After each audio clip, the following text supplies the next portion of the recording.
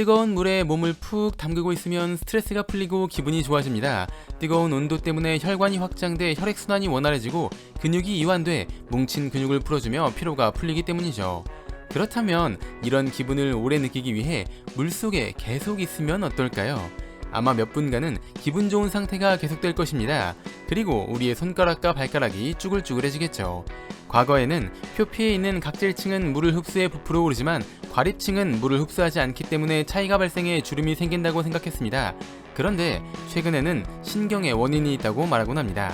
물에 장시간 노출될 경우 신경계가 신호를 보내 혈관을 수축시켜 의도적으로 주름을 만든다는 것이죠.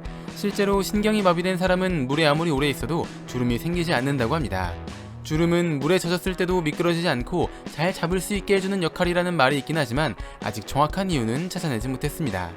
물론 그렇다고 해서 피부가 물을 흡수하지 않는 것은 아닙니다. 우리 몸에서는 개기름이라고도 불리는 피지가 끊임없이 나오고 있습니다. 피지라고 하면 부정적인 인식이 강하긴 하지만 외부 자극으로부터 피부를 보호하는 역할을 하는 꼭 필요한 녀석이죠. 물속에 오래 있을 경우 피지가 씻겨 내려가 피부를 보호하는 보호막이 사라집니다. 일부 연구에 따르면 물에 들어간 뒤 12시간이 지나면 피부가 손상되기 시작하고 72에서 144시간이 지나면 피부염이 발생하게 된다고 합니다.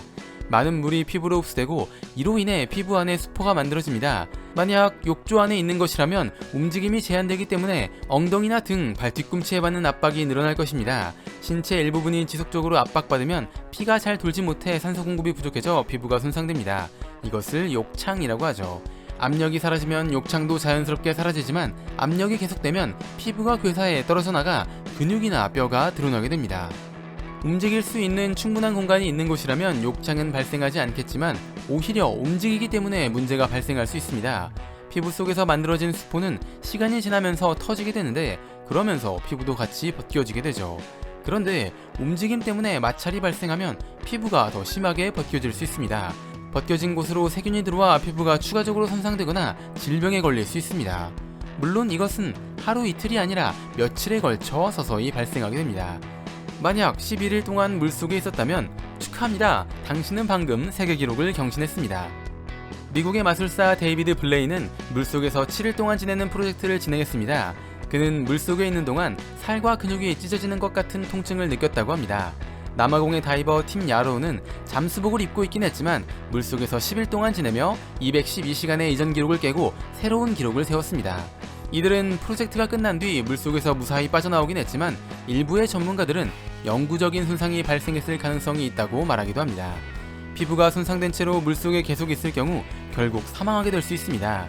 우리는 물 없이 살지 못하지만 너무 많은 물과 함께할 경우 역시 살지 못하게 되는 것이죠. 그런데 사실 피부가 이렇게 되기 전에 우리는 물 밖으로 나올 수밖에 없습니다. 뜨거운 물에 오래 있으면 땀을 많이 흘리기 때문에 갈증이 납니다. 이 상태가 오래되면 탈수 때문에 쓰러지거나 목숨을 잃게 될 수도 있습니다. 그렇기 때문에 중간중간 물을 마셔줘야 합니다.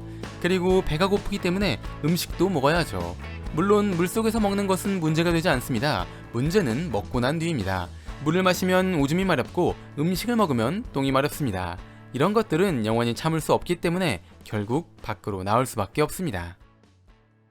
뇌를 채워줄 은덩어리 지식들, 오늘의 은잡지 영상은 여기까지입니다. 시청해주셔서 감사합니다.